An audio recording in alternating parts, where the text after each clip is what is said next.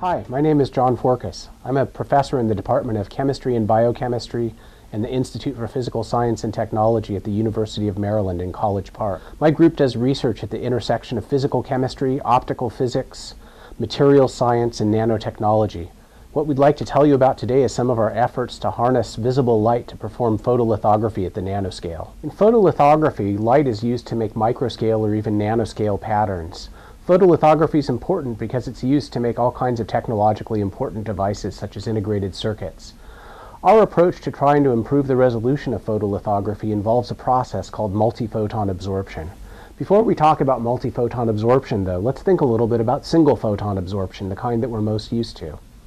In single photon absorption, we have a molecule that has a ground state and an excited state, and if we come in with light where one photon matches the energy difference between these two states, we can have absorption and drive population to the excited state.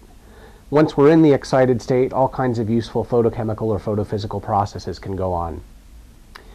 In multiphoton absorption, however, individual photons don't have enough energy to cause this transition to occur. Only if we have two or more of these photons in the same place at the same time can we actually have electronic absorption. There's a great analogy here to chemical reactions such as A plus A goes to A2, where two molecules have to be in the same place at the same time to make it happen. In the case of multiphoton absorption, both photons have to be in the same place at the same time. So instead of depending on the intensity, the absorption probability goes like the intensity squared. That means if we take a laser beam and focus it through a microscope objective, we can actually confine absorption to this very tiny region right at the focal volume of the laser. One of our favorite applications of multiphoton absorption is multiphoton absorption polymerization, which we call MAP for short. In MAP, multiphoton absorption is used to induce polymerization within a volume of liquid monomers. These monomers are blended with the photoinitiator so that upon excitation, radicals are produced. These radicals are the beginning of a polymerization chain reaction that occurs within the liquid monomers to form a solid structure.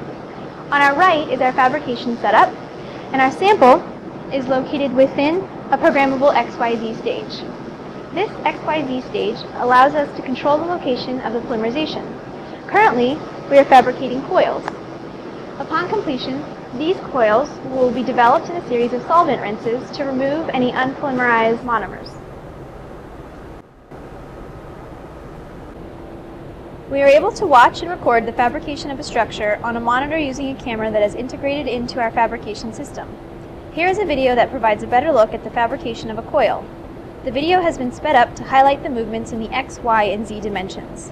Notice the coil going in and out of focus with the movements of the Z dimension. Increasing the capabilities of integrated circuits requires packing more and more transistors into the same space. This is one of the major goals of current research in photolithography. Most approaches to trying to get higher resolution in lithography involve using light of ever shorter wavelengths or even charged particles. The problem is that the shorter the wavelength becomes, the more difficult the radiation is to deal with. It has to be used in high vacuum and manipulation becomes difficult and expensive. Our goal is to use visible light to be able to produce nanoscale features. It's much easier to produce, you can propagate in air, and the optics are simple and inexpensive. The question is, how do you use visible light to make features that are much smaller than the wavelength of light? That's where our major push is. In an attempt to improve the resolution of MAP, we found inspiration in a microscopy technique called stimulated emission depletion, or STED. STED uses two laser beams to monitor the fluorescence of a dye molecule. The first beam induces fluorescence, and the second beam is used to deactivate the fluorescence using stimulated emission. Our idea was to apply a similar concept to MAP. In MAP, we use an 800 nanometer femtosecond mode-locked laser beam to initiate photopolymerization, and then we use a second 800 nanometer CW laser beam to deactivate the fabrication. If we overlap these two beams together, we can get a higher resolution than traditional MAP because only a fraction of monomers that are exposed to the activation beam can be photopolymerized. In this SEM image, we can see the effect that the deactivation beam has on the polymerization. The larger features were fabricated when the deactivation beam was turned off. The smaller features are the results of introducing the deactivation beams and modulated with a chopper wheel. We call this technique resolution augmentation through photo-induced deactivation, or RAPID.